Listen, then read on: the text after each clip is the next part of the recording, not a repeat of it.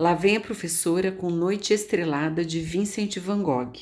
Van Gogh deixou escrito: quando sinto uma terrível necessidade de religião, saio à noite para pintar as estrelas. Porém, pessoal, nesse quadro A Noite Estrelada, que ele pinta em 1889, ele fez a imagem de memória, porque nesse momento ele estava internado voluntariamente num hospital psiquiátrico, lá em Saint-Rémy, na França, após o famoso episódio de mutilação da própria orelha. E no quadro ele retrata justamente a cidade de Saint-Rémy, mas ele alterou detalhes como o pináculo da igreja, por exemplo. Em Saint-Rémy, o telhado era em formato de abóbada. Esse tipo de telhado que ele usou, que é uma ponta, é muito comum nas igrejas da Holanda, na sua terra natal. Então ele não foi fiel à imagem da igreja de Saint-Rémy. As estrelas no quadro do Van Gogh, elas têm nome, né? Porque no mesmo ano que ele pintou A Noite Estrelada, foram publicados muitos livros com fotos de estrelas e constelações, que provavelmente ele tenha lido vários. A imagem dessa estrela circulada aí no quadro coincide com uma foto de Vênus, que está presente em uma dessas publicações que com certeza o Van Gogh leu. Também foi encontrada uma relação das estrelas na pintura com a constelação de Áries. Então, é como se o Van Gogh tivesse gravado na memória a imagem do céu noturno. Também foi encontrada uma relação matemática inesperada nessa imagem. É um dos últimos estudos em relação à noite estrelada, esse estudo ele revelou pistas para os cientistas entenderem um dos conceitos mais complexos da ciência, que é chamado de fluxo turbulento na dinâmica dos fluidos. Saindo da física e passando para a arte, que é a nossa área, é mais ou menos isso. É como eu explico o fato de eu enxergar movimento em uma imagem estática e esse movimento se dando a partir do jogo de luz e sombra. Então, o Van Gogh, ele representou a luz, dando a sensação de captar o seu movimento pelo reflexo das estrelas que cintilam, e ao mesmo tempo que elas cintilam, elas também vão se desvanecendo através de ondas no céu.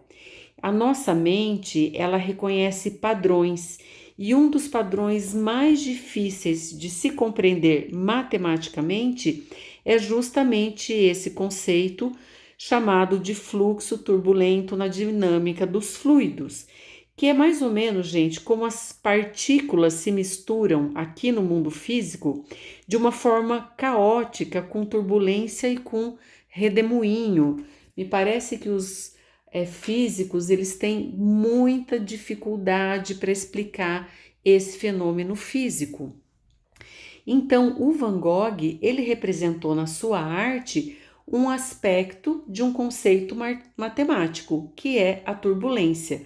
Então, por meio de pinceladas redondas, ele criou um céu noturno cheio de redemoinhos, cheio de turbilhões de estrelas.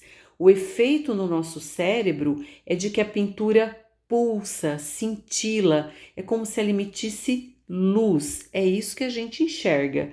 Ele captou um efeito físico real sobre como a luz se move. Gente, isso é fantástico. Essa descoberta é muito recente e ninguém explica como que o Van Gogh conseguiu esse efeito. Por isso, cientistas do mundo todo estudam esse quadro e eles descobriram que tem uma relação entre a estrutura dos fluidos turbulentos na imagem e a equação desse físico aí da foto, que é um físico russo chamado Kolmogorov, que estuda essa turbulência e esses fluidos, tá? Eu deixei um link aqui embaixo que tem um vídeo muito didático, lúdico, que explica esse conceito físico que ele é bem complexo, tá?